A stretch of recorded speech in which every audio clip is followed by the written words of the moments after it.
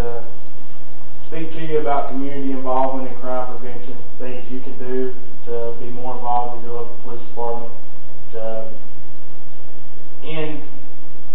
create a better quality of life for everyone in the community. A few things we're going to talk about: the actual job of police in the community. The job of the police is to serve and protect. This goes a lot further than just when things get stolen or when you have a car accident. You're having a problem with your neighbor, a problem with a dog in the community.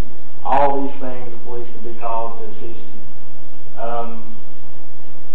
A lot of people don't call on small things, and if things escalate, then it's too late for us to actually do anything good. You know, then the police get looked on as a bad thing because we don't take immediate action, when if you'd have called us at the beginning, it would have helped. The problem would not even exist. One major thing in all communities today is the effect of narcotics and illegal drugs in the community. A lot of things to look for is frequent visitors to a house in your residence.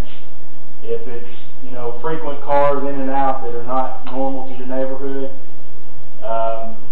things come up missing out of your yard, your neighbors, a lot of things coming up missing, theft, you need to call us, let us know. A lot of traffic in a rather quiet neighborhood is easy to see where narcotics are being done. Goes back to reasons to call. Of course, if you get something stolen, you're going to call and make a report. But a lot of times, people at night, they'll wake up and hear something, and then they won't hear it again, so they just go back to sleep. If you'll wake up, if you hear something, if it's loud enough to wake you up, you just call us and say, I heard something, you don't mind riding by my house. A lot of times that's going to either catch what somebody's doing or deter a criminal from attempting to do what they're going to do. I've known several people that their vehicle got stolen right from their backyard, and they said, well, I heard something last night, but I just didn't call because, I didn't hear it again. So, you know, little things like that. Like I said, if you're having, trouble, especially if you see somebody outside, you're having trouble with it, don't go to the door and say, well, I'm going to call the police. If you'll go back inside, not say anything to them, call us, we'll get there and handle it. They don't even know you called. They can think somebody else in the community's called. But if you tell somebody you're calling us, by the time we get there, they're gone, and then you think we didn't do anything, because we can't do anything if we get there and there's not a problem. If we go ahead and get there and handle it, you won't have any more problems. So it's just a lot of things that we're used to doing, and I mean, I've been guilty of it in the past. I'm going to call the police if you don't go on. Well, if they're doing something that the police need to be called anyway, don't say anything to them. Go in the house, lock the door, and call the police. And just go ahead and that'll solve the problem. That's more of how citizens can be involved. Because once the citizens get involved and you start doing things of this nature, it helps the kids realize, well, instead of fighting and doing this, we're going to act better because we know what's going to happen. And a lot of people deter from calling us because they think they're going to get retaliated upon. Well, we never go tell somebody who called us or anything. So if something's going on 3 houses down on your street, if you just go ahead and call us and let us know, nobody knows who called. You're not going to get, nothing's going to happen.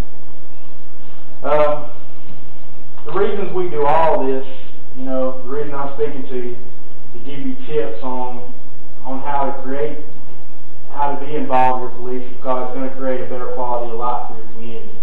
Your kids are going to grow up better. They're not going to be as likely to get involved in gang, drug activity if you set an example in how to deal with the police. If you threaten your kids, every time they do something, I'm going to call the police on you, your kid sees us as a bad influence. Therefore, they're going to be scared of us when they get older. They're not going to come to us for help because they think they're going to be in trouble. It's a thing a lot of parents use. They've done it for years. I'll walk past, when I used to be in uniform, I'd walk past somebody in the community. He's going to get you if you're not good.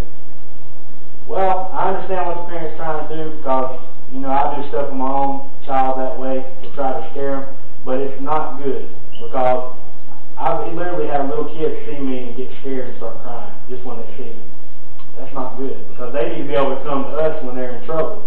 If they're scared of us, then who are they going to go to when they get in trouble? They're going to go to that local drug dealer or whoever's got power in the community, because he portrays a form of protection. So you really, although your kids might mind better at the moment, it's not going to be better on down the line.